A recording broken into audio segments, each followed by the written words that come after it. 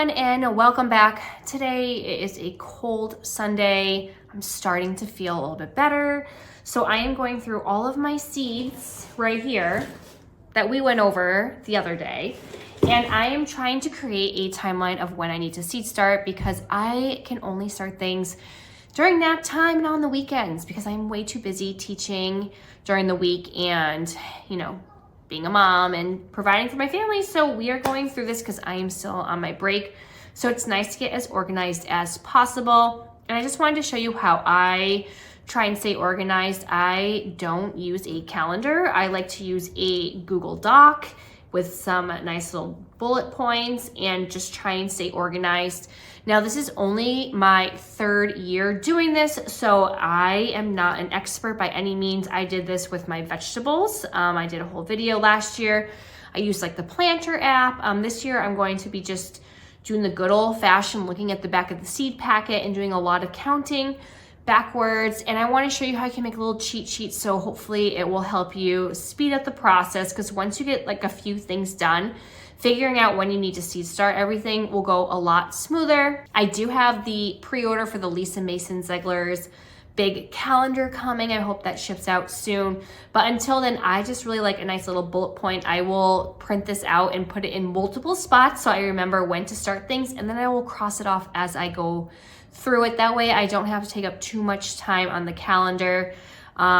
So yeah, let me show you what it looks like. So first off, welcome to my dining room. This is where I get almost all of my work done. We have so much nice natural light in here and my kids can play. So if you hear them in the background, no worries. And I'm in my sweats, but guess what? It's a good day because we're also starting Lizzie on this today. So first, what I like to do is figure out when my average first frost date is. That is something you should definitely know. You can do a Google search. You can look at the Farmer's Almanac. Mine changes anywhere from between May 10th to the 15th. It's always been May 15th, but the past 2 years it has been bumped up to May 10th. So I kind of always give myself a 2-week buffer. I am also someone that plans on starting things.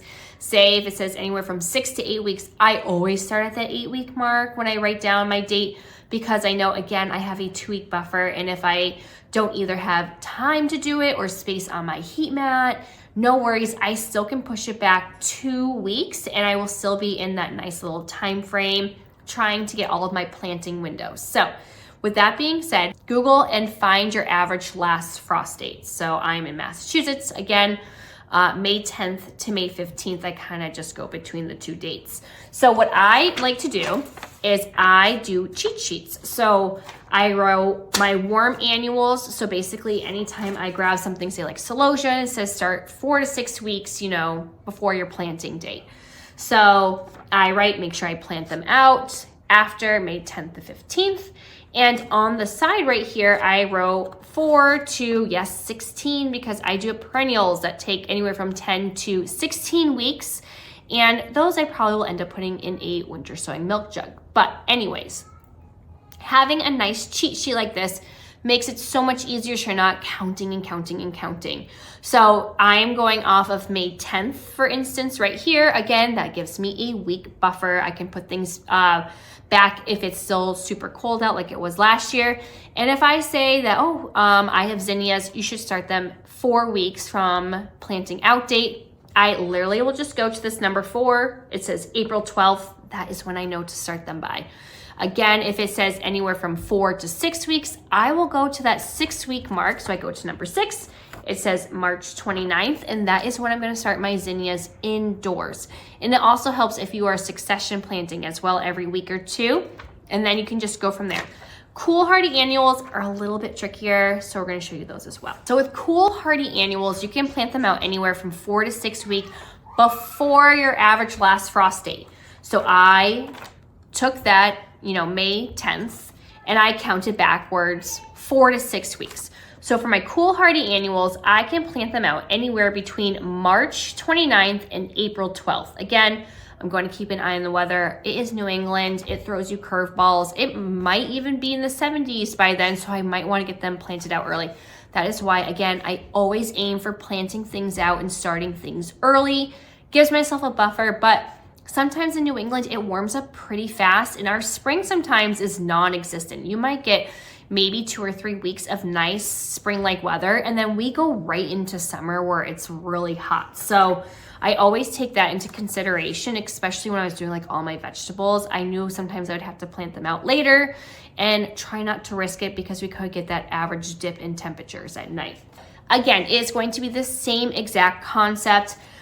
These dates are just going to be changed because I can plant them out earlier. So say if I have my snapdragons and it says to start them anywhere between, 8 to 10 weeks early, especially like my Chantilly ones, I can just go down, look at number 10, and January 25th is when I can start those 10 weeks early.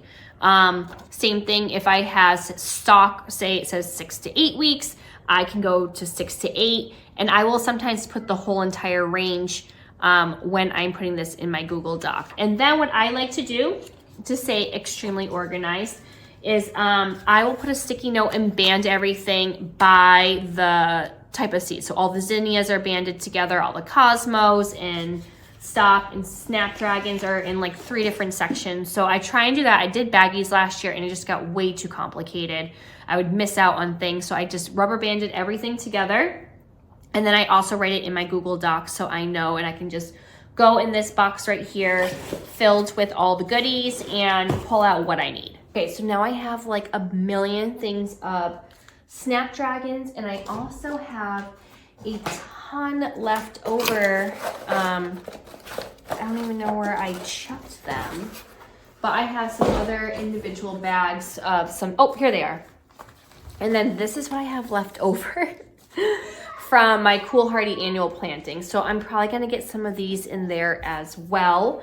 I might even start these with winter sowing milk jugs, so who knows. With snaps, I am going to do, I'm going to break these down into the groups. So like my Chantilly ones, I know I have to start those a little bit earlier compared to like say the Madame Butterfly.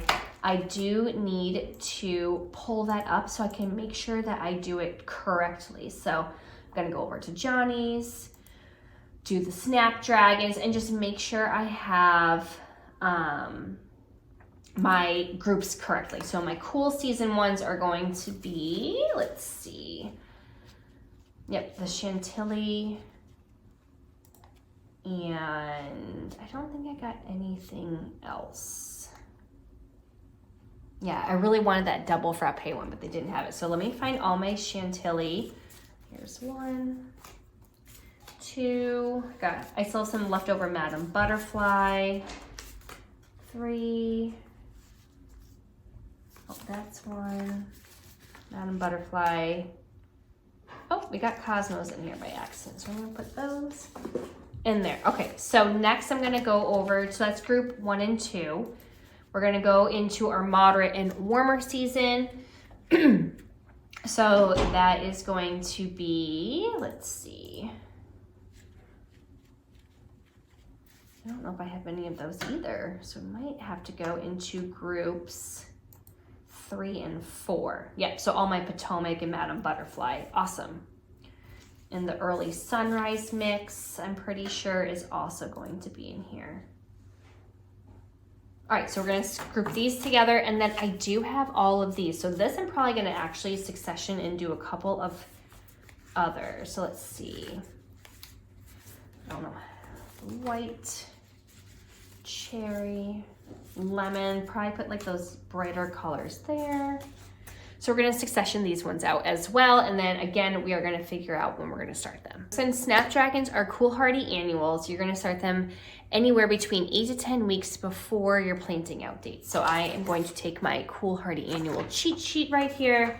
So 10 weeks out, again, I'm gonna succession plant these. I'm going to start 10 weeks out with my group 1 and 2.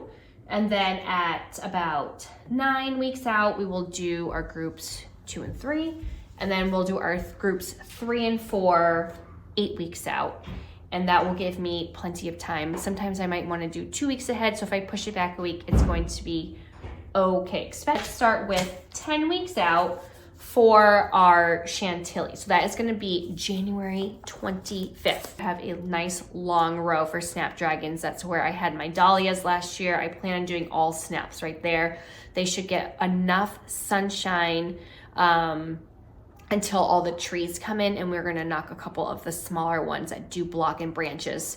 So I do have a nice long space for snapdragons, and you can plant those closer together. So that's going to be great. So before I forget, January 25th, actually, you know what I'm gonna do? I'm probably gonna do, 25th, and I'm gonna write 10 weeks. And we're gonna put that with our Chantilly ones. And then I will enter these into the computer. So then that gives me February 1st.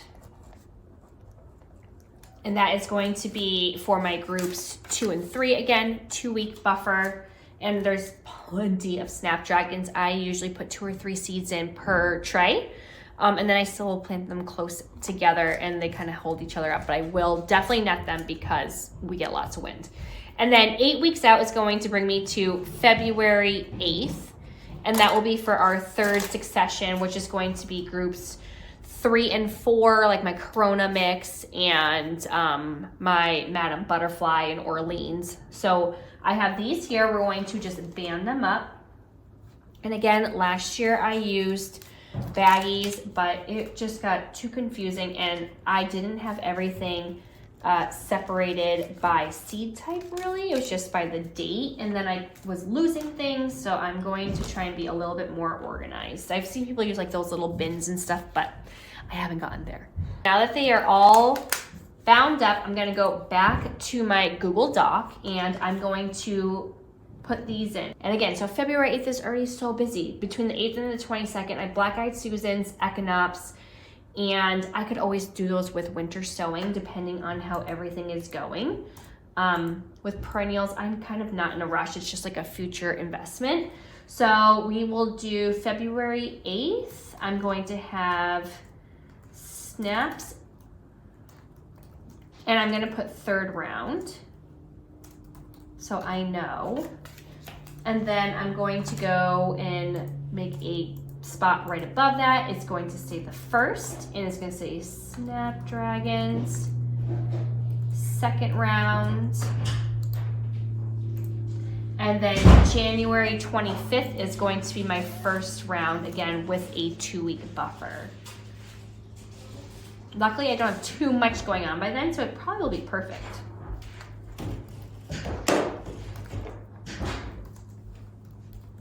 And we're gonna continue keeping on with this same exact thing, but definitely I suggest making yourself these little cheat sheets. Again, this is going to be for my average last frost date of May 10th to 15th. So if you're in that zone, go ahead and take a screenshot because I find this super helpful. If not, just count back from your average first frost date and you should be good to go. All right, so here is what my doc looks like right now. I know I could just screen grab and record it, but this is just a lot easier for me. So as you can see, I have all the months in bold, and then I have little tabs right here so I can just plant things in, and I just put everything in order by date and by month. So then that way I can figure out when I go, and I can just go in order. I can come in here if I want and just click it off, or I just cross it off when I print it. I put it literally in my kitchen, and then I put it in my bedroom by my seed starting things, so that way I just know. Like for instance, like Gumfrina, I'm starting it super early because last year it took forever to grow and it did terrible. So I am starting it super early on. So we're just gonna keep plugging away at this.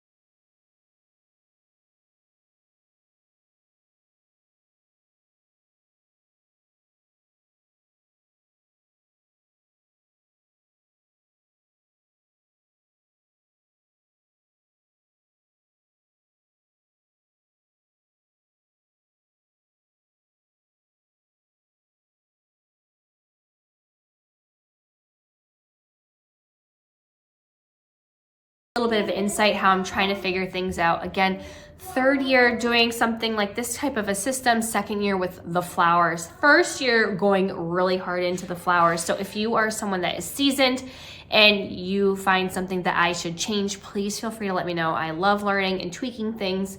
I definitely can take some criticism. And if you're just starting, I hope this helps. Again, find your average last frost date. It's just about counting back. But I find that having a nice Google Doc like this is going to be a lot easier than writing on a calendar, flipping, and especially making yourself these little cheat sheets. That is going to be super helpful as well. So then you're not counting back and losing your track. And I don't need to have this huge calendar spread out, even though I probably will end up writing it on a calendar at some point. But I want to use my calendar more towards writing when I get some of my first blooms, other tasks as well, so it's not all just seed starting. And then I have this on my computer and I can look back as a reference as well. So I'm gonna keep doing this over and over again until I get everything hopefully added in. I'm sure I'm gonna find stuff, especially things that I saved myself. I know I'm gonna have to plant those in later on. And if I ever run out of room, guess what? You can always winter sow your warm annuals. Just wait till mid-spring.